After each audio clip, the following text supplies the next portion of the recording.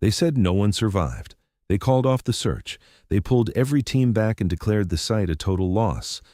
But one woman didn't accept that. She grabbed her dog's lead, ignored every order telling her to stand down, and walked back into the darkness alone. What she found in that collapsed mountain facility didn't just prove the rescue commanders wrong. It triggered a federal lockdown, a Pentagon investigation, and a classified report that, to this day, has never been fully released to the public. This is the story of Staff Sergeant Maya Reyes, her Belgian Malinois ghost, and the 6 hours that changed everything anyone thought they knew about what was buried inside Black Ridge. The call came in at 4:47 in the morning on a Thursday in early November. A research installation built into the eastern face of Black Ridge Mountain in rural Colorado had experienced what initial reports called a catastrophic structural failure. The facility, operated under a defense contractor umbrella that most people in the nearest town of Creston had never heard of, had partially collapsed. Power was out, communications were down, and according to the emergency management coordinator who received the first distress signal, there were anywhere between 12 and 30 personnel unaccounted for. By 6:15, 3 search and rescue teams had arrived on scene. By 8 o'clock, they had established a command perimeter and begun rotating teams into the accessible sections of the collapsed structure.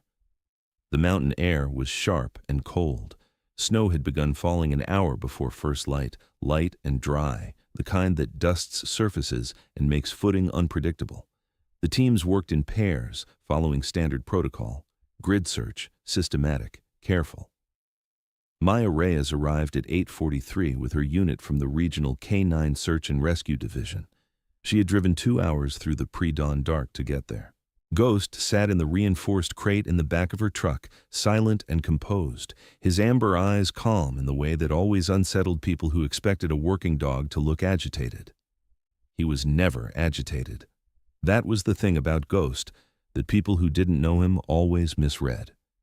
Stillness, in his case, was not absence. It was concentration. Maya checked in with the incident commander, a man named Dale Whitford, who was standing beside a folding table covered in site maps and radio equipment. Whitford was a career emergency management official, the kind of man who had run dozens of operations and trusted process above everything else.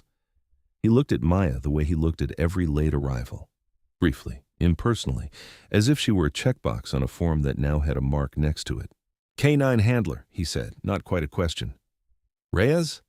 "Yes, sir." "Your third rotation. We've got 2 teams already cycling through the accessible corridors. You'll hold until Team Bravo rotates out, then you go in with your dog through the Western Service entrance. Stay within the marked zones. Do not cross the red tape. Structural engineers have flagged 3 sections as imminent collapse risk. You cross those lines, and I pull you out. Understood?" "Understood," Maya said. She went back to her truck. She opened Ghost's crate, and he stepped out with the unhurried deliberateness that was entirely his own. She clipped his working harness. He sat while she adjusted the straps. Around them, the operation hummed with the particular organized noise of a professional rescue. Radio chatter, boot steps on frozen gravel, the creak of equipment, the occasional muffled shout from somewhere inside the structure. Maya had been on a lot of these. She knew what they sounded like when they were going well, and what they sounded like when they were not. This one had a particular quality to its noise, a tightness. People were working hard and finding nothing. She waited. At 9:55, Team Bravo rotated out. The team leader, a man named Sutter with ice crystals forming in his beard, walked past her without stopping. She heard him tell Whitford that the eastern wing was a total write-off. Roof had come down in 3 separate sections. The western corridor was navigable but showed no signs of occupancy. No heat signatures, no sound, no response to verbal calls. "Anything for the dog?" Maya asked. Sutter glanced at her. "Doubt it. Whatever happened in there, it happened fast. If there were people in those sections, they didn't have time to get anywhere." He paused. "The dog's good?" "Ghost is the best there is," Maya said. Sutter made a sound that wasn't quite agreement and wasn't quite dismissal, then kept walking. At 10:20, Maya and Ghost went in through the Western Service entrance. The facility's interior was dim. Emergency lighting had kicked in on battery backup in some sections, but failed entirely in others. The corridor was wide enough for two people to walk abreast. Concrete walls, exposed ceiling, pipes running along the upper edges. The structural damage was immediately visible. Sections of the ceiling had cracked and buckled. In two places, the wall had shifted inward. The air smelled of dust and something sharper underneath. Electrical, chemical. The specific scent of systems that had been forced into states they were never designed for. Ghost moved beside her on the lead, head down, nose working, body low and forward. She watched him the way she always watched him, not directing, reading. There was a vocabulary to his movements that she had spent years learning, a language made of ear angles and tail position and the particular rhythm of his breath. He had found people buried under 6 feet of rubble before. He had found a child in a storm drain so flooded that every other handler had called it empty. He had found a man clinging to life under a collapsed parking structure in Phoenix, a man that thermal imaging had missed and acoustic listening devices had failed to detect, found him in the dark with nothing but the air between them. She let Ghost work. They moved through the first corridor. Nothing. Through the junction at the far end. Still nothing. Ghost was thorough but not excited, his pace steady, methodical. Then, at the boundary of the marked zone, where the yellow caution tape gave way to the red tape beyond which Whitford had told her explicitly not to cross, Ghost stopped. He didn't alert, not yet. But he stopped. His head came up, his ears shifted. Maya crouched beside him, looked at the red tape, looked at the collapsed section beyond it. A wall had partially come down. The ceiling in that section was visibly compromised, a diagonal crack running the length of it like a scar. Rubble on the floor. Darkness past the debris field. She looked at Ghost. He was staring into that darkness with the focused, unblinking attention that she knew from experience meant exactly one thing. Something was alive in there. Maya stood, keyed her radio. "Command, this is Reyes. Ghost is indicating at the red zone boundary on the western corridor. Request permission to cross." Whitford's voice came back within seconds. "Negative, Reyes. Red zone is off limits. The engineers have flagged it. Too much instability." "Ghost is indicating," she repeated. "He's got something." The thermal sweeps showed nothing past that zone. It's been 4 hours. If there was anyone in there, the odds are... "Ghost doesn't work on odds," Maya said. A pause. Then, "Negative, Reyes. Pull back to the yellow zone. We're preparing to make the call on status in about 30 minutes. Administration is pushing for a decision." She stared at the red tape. Ghost looked up at her, patient, certain. She keyed the radio again. "Understood, Command." Then she clipped the radio to her vest, stepped over the red tape, and followed her dog into the dark. The debris field was worse than it looked from the boundary. The floor was uneven, covered in broken concrete and insulation and twisted conduit. The ceiling groaned overhead, a slow settling sound that vibrated in her chest more than her ears. She moved carefully. Ghost moved ahead of her, reading the air, pulling the lead taut in the direction she did not want to think too hard about. 40 feet past the red tape, the corridor opened into a larger space, some kind of operations room. Banks of equipment along one wall, most of it dark, some of it sparking intermittently in the way that equipment sparks when it has been irreparably damaged, but still has power somewhere feeding into it. The ceiling had held here. Partially. A section above the far corner had come down, but the main span was intact. Ghost alerted, full alert, full commitment. His body dropped into the posture she had trained him to use, nose pointed, weight back, the posture that meant, "Here, it is here, do not doubt me." She followed his line. The rubble pile in the far corner. She crossed to it, started moving debris, working fast. A section of ceiling tile, a broken support strut, a piece of equipment housing she couldn't immediately identify. She was breathing hard, the dust in the air coating her throat. Then she heard it. A sound. Small. Weak. But present. She froze. "Hello, search and rescue. Can you hear me?" Silence for 3 seconds. Then, muffled and barely audible, a voice. "Here. Down here." Maya moved 3 more pieces of debris and found the gap. A void space created by accident when 2 structural elements had fallen against each other and formed a triangle of empty air. And inside that void, pressed against the wall, covered in dust and with a gash across her forehead that had dried to a dark crust, was a woman, 30s. Wearing a lanyard with a badge, the badge too dirty to read. Conscious, barely. "I've got you," Maya said. "I've got you. What's your name?" The woman's eyes found her, focused slowly. "Chen," she said. "Dr. Lena Chen." She paused, swallowed. Her voice was thin but coherent. "There are others." Maya went still. "Others? How many?" "5, maybe 6. There's a secondary chamber." Chen lifted one hand and pointed, the motion weak but deliberate. "Past the operations room, the access panel. They sealed it. When the structure started going, our team leader sealed them in. It was protocol, to protect what's inside." "The chamber is structural? It held?" "It's reinforced," Chen said. "Independently, yes, it held. But they have maybe—" She paused, calculating, her eyes losing focus for a moment before coming back. "Maybe 4 hours of oxygen, depending on how many are inside." Maya was already on her radio. "Command, this is Reyes. I'm in the Red Zone Western Operations Room. I have 1 survivor. Conscious, head laceration, mobile. I need a medical team and I need structural support in here immediately. Additionally, survivors reporting a secondary sealed chamber with potentially 5 to 6 more personnel and a 4-hour oxygen window. I need the engineering team on this right now." The radio was quiet for 4 full seconds. Then Whitford's voice, flattened. "Reyes, you crossed the red tape." "Yes, sir, I did." "That is a direct violation of—" "Dale," she said, and she said it with exactly the kind of calm that tends to make people recalibrate. "There is a survivor in front of me, and 5 or 6 more people running out of air in a sealed chamber. You can discipline me after. Right now I need your engineers." Another pause, shorter this time. "Teams are moving. Stay on the channel. And Reyes?" "Sir." "Don't let anything fall on you." The next 90 minutes were the most complicated search and rescue operation Maya had been part of in 11 years of doing this work. The engineering team came in and immediately identified 2 things. First, the corridor she had crossed to reach the operations room was more stable than the red zone designation had suggested. The initial assessment had been made from visual inspection at the boundary.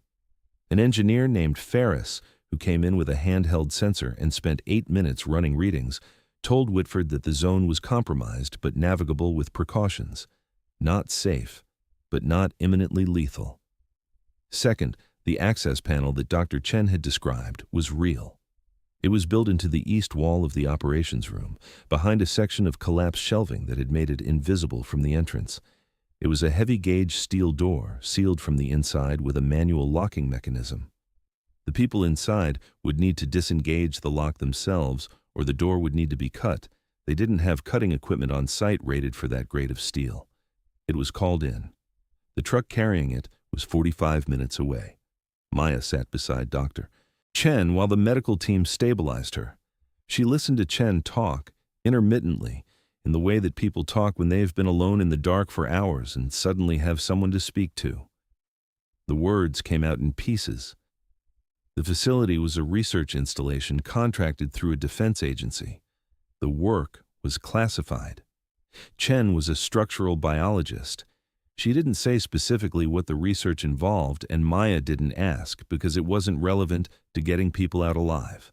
What was relevant was the information that Chen kept returning to, the way people circle back to the thing that is most pressing when everything else is noise. "Dr. Vasquez is in there," Chen said. "He stayed behind to make sure everyone got through the access door. He's 63 years old. He has a heart condition." She paused. "He should not be in an enclosed space running low on oxygen." "We're cutting that door," Maya said. 45 minutes. "That's too long," Chen said. Maya looked at her. "Is there another way in?"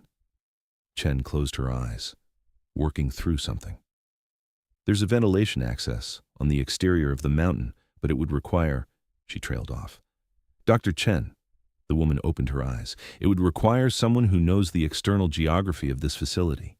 The vent access isn't marked on any public document, and it's at a technical climbing elevation, about 60 feet up the eastern face. It's not a route. It's a maintenance crawlway." Maya stood, walked to where Whitford was standing with Ferris and 2 other coordinators. "The exterior eastern face. I need to get there. Is there a path?" Whitford looked at her. Looked at her with the specific expression of someone who is operating at the edge of what they have procedures for and beginning to understand that procedures are not going to be sufficient. What are you thinking? Dr. Chen says there's a ventilation access on the external face. If I can reach it, I might be able to establish contact with the people inside, or, depending on the configuration, create an air supply. You're a dog handler, Whitford said. She met his eyes.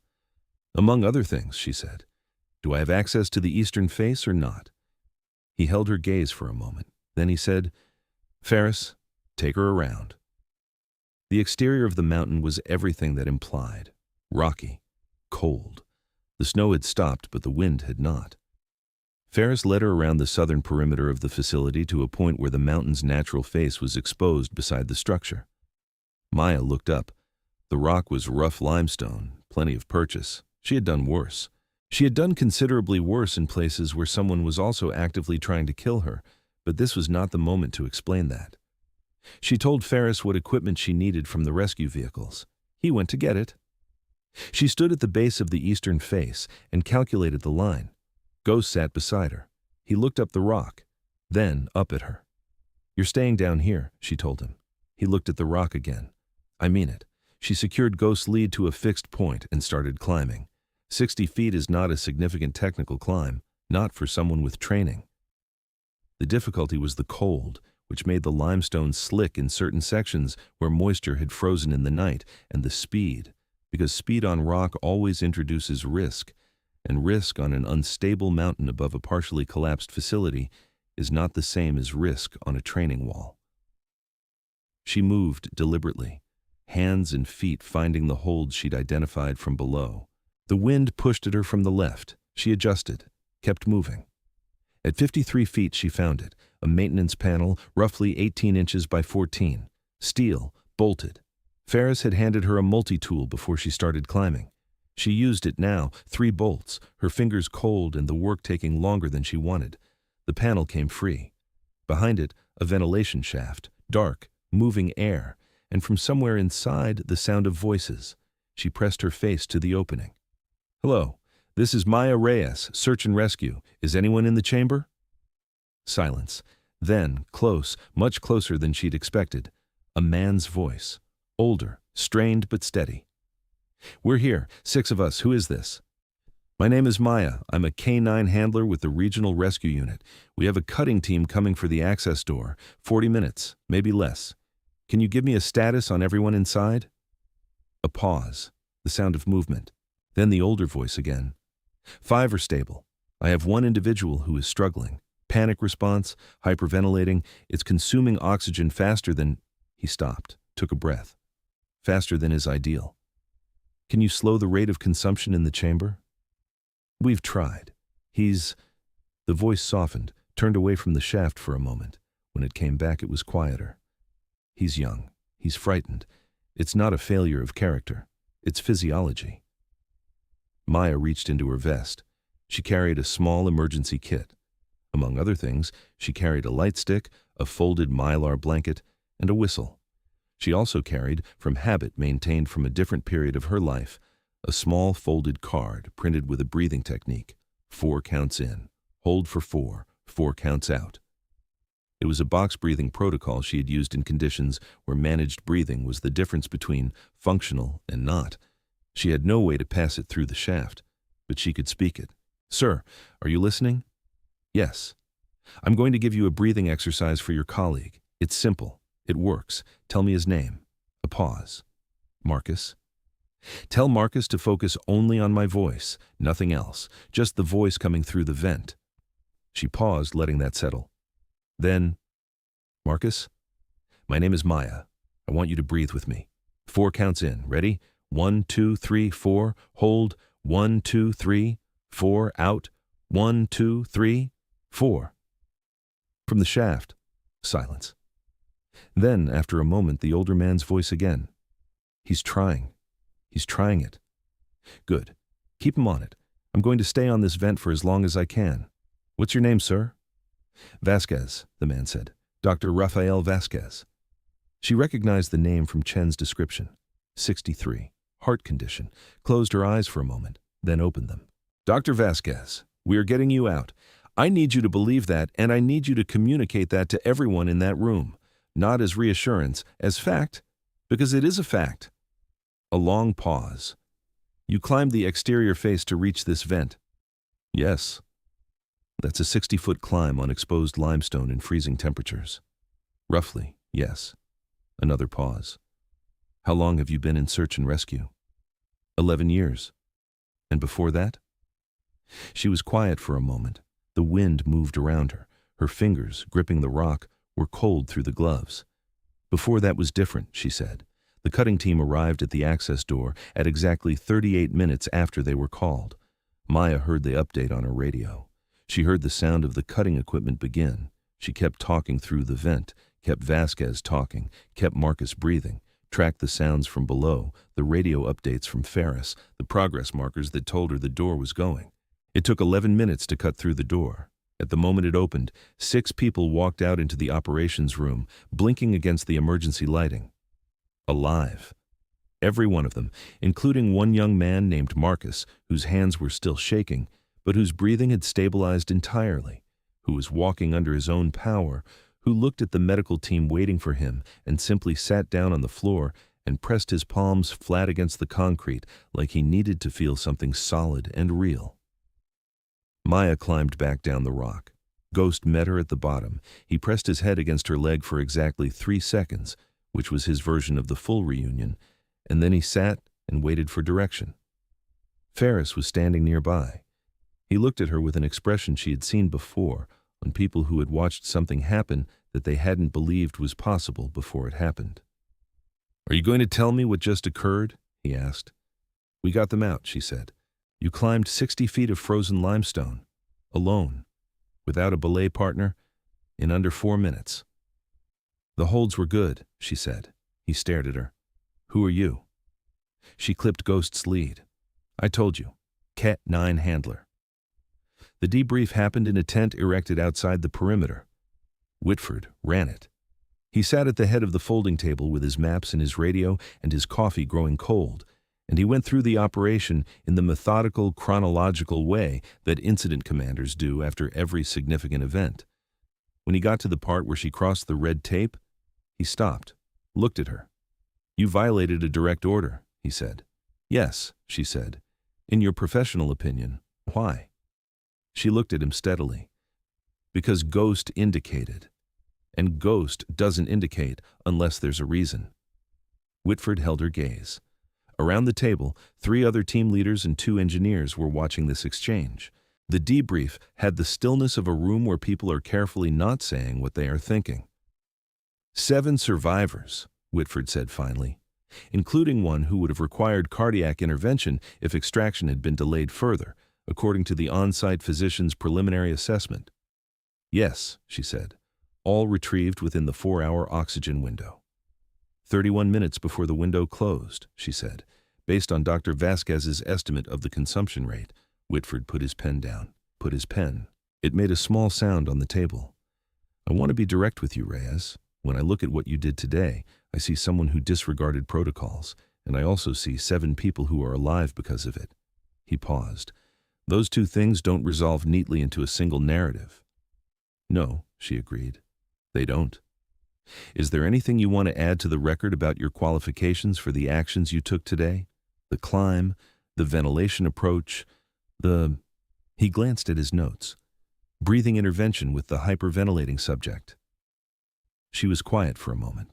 Then she said, "I served for 9 years. Special operations support, combat search and rescue. I have conducted extractions in active conflict zones, in collapsed urban structures, in subterranean environments. I've climbed under fire. I've provided medical intervention without equipment in the field." She paused. "I left operational service after an event in which I could not get everyone out.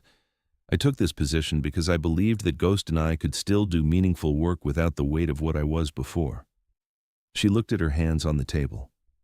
"Today was not an exception to my training. It was a direct expression of it." The tent was very quiet. Whitford nodded slowly. He picked up his pen, made a note. "That'll be added to the incident report," he said. "Officially." What happened next happened quickly, and for a time, opaquely. Federal vehicles arrived at the Black Ridge site at approximately 3:40 in the afternoon of the same day.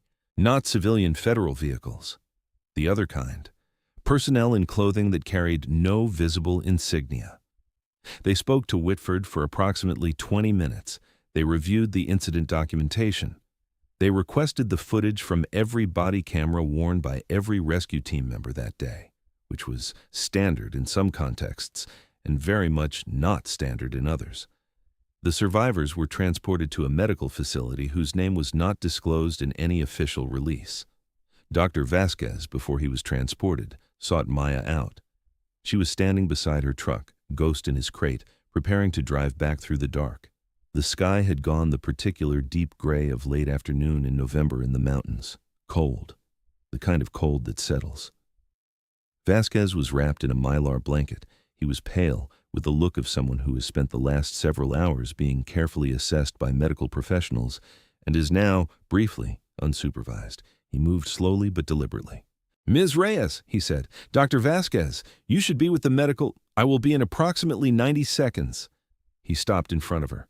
He was shorter than she'd expected from the voice in the dark. Compact. His eyes were sharp and dark and looked at her with the precise attention of someone who has spent a career studying things very carefully. "I wanted to tell you something before the process absorbs everything and makes personal communication inconvenient." "All right," she said. "I know what happened at Kestrel Point," he said. She went very still. "I know what your team did there, the extraction, the structural failure, the 4 members of your team who did not come home." He paused. His voice was careful. Even. Not cruel. "I know that the official report attributed the failure to command error, and I know that the command error originated with someone other than you, and I know that you accepted consequences that were not yours to accept because the system needed someone to absorb them, and you were willing." She said nothing. "I mention this," Vasquez continued, "not to cause you pain, but because I want you to understand something. The woman who climbed that rock face today and talked a young man through his panic through a ventilation shaft in freezing temperatures on the outside of a mountain did not deserve to spend 3 years telling herself she had failed." He looked at her steadily. "You didn't fail at Kestrel Point. You were failed. Those are different things." She stared at him. Her jaw was tight. "I have some influence in certain quarters," he said, with the understated precision of a man who does not brag. "I intend to use it. I can't promise outcomes, but I can tell you that what happened today will be documented accurately and by people who have the authority to document it in ways that matter." He turned to go, then turned back. "Your dog is extraordinary," he said. "I could hear him. When you were on the face before you called through the vent, I heard the sound of his movement, and I knew, even in the dark, that something had changed, that something had found us." He paused. "That is a profound thing, to be found." Then he walked back to the medical personnel who had been searching for him with the politely controlled concern of people who have just been told that a man with a heart condition has wandered off. Kestrel Point. She drove the 2 hours home in the dark, and she thought about Kestrel Point the whole way. It had been 3 years and 4 months since the mountain in eastern Afghanistan, where her team had gone in after a small group of contractors trapped by a structural collapse in a compromised building. Her team had been 6. The intelligence on the structure's stability had been wrong. Catastrophically wrong. In the extraction, the building had gone in ways that the assessment said it would not. She had gotten 2 people out. She had made the calls she had been trained to make in exactly the order she had been trained to make them. But 2 members of her own team had not come home. The investigation had found command failures at multiple levels. The report had assigned responsibility in ways that satisfied institutional needs more than they reflected operational reality. Maya, as the senior handler on site, had been offered a choice between a finding that would have damaged the careers of 3 officers above her, or a finding that would quietly end her operational service but preserve the structure around her. She had taken the second option because she was the kind of person who did. She had left, taken Ghost, trained him through civilian certification, joined the regional K-9 unit, told herself that this was enough, that doing small good in a smaller world was enough. She had more or less believed it. Until today. The Pentagon report on the Black Ridge incident, according to a source later cited in a defense publication that covered these things with varying degrees of accuracy, identified the structural failure as the result of an equipment malfunction related to the classified research being conducted in the facility. The specifics of the research were redacted in every version of the report that entered any public or semi-public record. The survivors, all 7 of them, were confirmed as having been extracted successfully. The rescue operation was described in the report as having been conducted under challenging conditions with notable effectiveness. That was, as government documents go, practically effusive. 6 weeks after Black Ridge, Maya received 2 things in quick succession. The first was a letter from the office of the defense contractor that operated the facility. It was formal and cautious in the way that legal departments make things formal and cautious, but its substance was clear. The company was establishing a specialized K-9 search and rescue protocol for all of its facilities in geologically complex or remote locations. They wanted to know if she would be willing to consult on the development of that protocol. The compensation offered was substantial. The access offered was, for someone with her background, remarkable.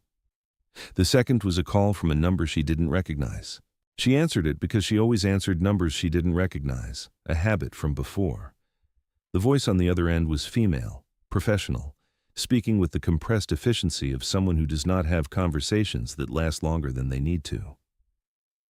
Ms. Reyes, I've been asked to reach out on behalf of a working group that has been reviewing the incident at Black Ridge. More specifically, reviewing the operational performance of the K-9 handler and her dog. We have a proposal we'd like to discuss. What kind of proposal? Maya asked. The kind, the voice said, that involves your actual qualifications being relevant again. She looked across the room at Ghost, who was lying on his side with the complete physical abandon that working dogs allow themselves only in complete safety. His feet were twitching slightly, running in his sleep, finding something. When would this conversation happen? She asked. At your earliest convenience. She looked at Ghost for a long moment. Tomorrow, she said. I can talk tomorrow. The story of what Maya Reyes and Ghost found at Black Ridge did not become a headline. The classification of the facility and its research ensured that the operational details stayed inside channels where such things are managed carefully. But the story moved, the way these stories always move, through the specific networks of people who know what it means to go into a collapsed structure when everyone else has been told to come out. Ghost was formally assessed and reclassified under a specialized working dog designation that most members of the regional K-9 unit had never heard of because it didn't previously apply to a civilian animal. The assessment took 3 days. Ghost passed every stage with the unimpressed composure of a dog who knows perfectly well what he can do and sees no particular need to perform it. Whitford put a formal commendation in Maya's file. He also wrote a separate personal note, which he handed to her in an envelope, and which she read once and kept. It said, among other things, that he had spent 30 years in emergency management and that he had learned something new on a cold November morning on a mountain in Colorado. That sometimes the right thing to look at is not the map. Sometimes the right thing to look at is the dog. Maya kept that note. She also kept the radio transcript from the debrief. The part where Whitford said 7 survivors, and she said 31 minutes before the window closed. She kept it not as a trophy, but as a fact. The kind of fact that matters when the other facts in your file have been selectively arranged to tell a story that isn't quite the true one. Dr. Vasquez sent her a short message 3 months later. It contained no classified information. It said only, "Things are being corrected. Slowly, but correctly." She understood what that meant. And Ghost, for his part, did what Ghost always did. He woke up the next morning and ate his food and waited by the door in the still, focused way that meant he was ready. Not eager, not impatient, ready. The way that truly exceptional things are ready. Without ceremony, without announcement, simply present and capable and waiting for the moment when what they carry will be needed. He was always found the survivors. He always would. Some stories don't make the news. They get sealed, classified, filed in rooms with locked doors and access levels that most people will never hold. but the truth of them moves anyway.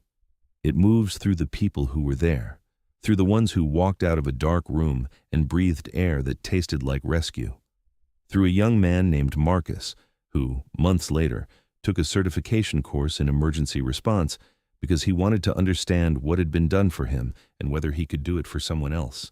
And it moves through the dogs, through the ones who work in the dark, who follow the thread of ascent through rubble and dust and impossible odds, who do not know the word classified, who only know found and not found, and who choose, every single time, to keep looking. What happened at Black Ridge was sealed, but what it proved cannot be. It proved that the decisions made about who is capable and who is not, about when a search is over and when it is not, are sometimes wrong. Profoundly, consequentially wrong. And that the people best equipped to correct those decisions are often the ones who have already been told to stand down.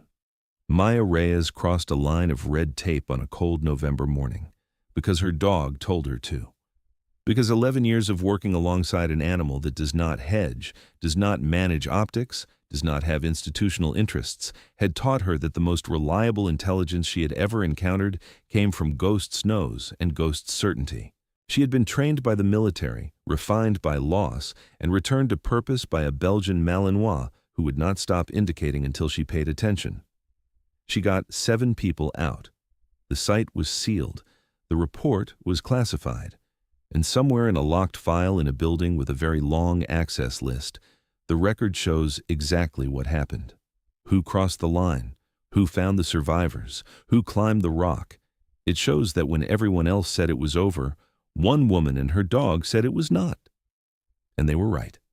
Here is what a story like this one leaves with us if we're paying attention. The people who have been through the worst things are not disqualified by those things. They are shaped by them. The loss Maya carried from Kestrel Point didn't make her less. It made her the person who could sit on the outside of a frozen mountain and talk a panicking young man through his breathing through a steel ventilation shaft because she had been in the dark herself. She knew the terrain. Trauma, when it's processed and redirected, doesn't just become survivable. It becomes a tool, a specific and irreplaceable kind of competence that no classroom and no manual can produce. The next time you encounter someone who seems diminished, who has been quieted by something they've been through, who appears to have stepped back from what they used to be, consider that what looks like retreat might be something else entirely. It might be someone waiting for the moment when everything they've survived becomes exactly what is needed. They may be the person you haven't thought to call. They may be the person who should have been called first. If this story stayed with you, if it reminded you of someone or made you think about the people we overlook and the cost of that, share it. Pass it along to someone who needs to hear it. And if you want more stories like this one, the kind that get to the truth of what people are capable of when everything is on the line, subscribe and stay with us. Leave us a comment telling us what part of this story hit you the hardest. We read everyone. We'll see you in the next story.